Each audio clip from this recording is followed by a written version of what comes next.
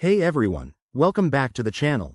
Today, we're tackling a hot topic: how to buy Bitcoin in the Robinhood app in 2025. If you're new to crypto or just want a straightforward guide, you're in the right place. Bitcoin has been making waves, and with Robinhood's easy-to-use interface, getting started is simpler than ever. First off, let's quickly cover what Robinhood is. It's a popular investment app that lets you trade stocks, options, and cryptocurrencies without hefty fees, making it perfect for beginners.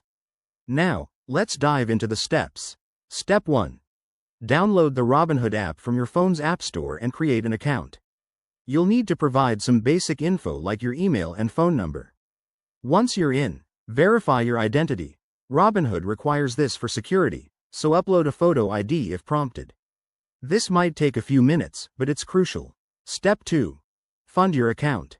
Link your bank account or debit card to add money. Robinhood makes this seamless with options for instant deposits. Keep an eye on any transfer fees, though they're usually minimal. Step 3. Search for Bitcoin.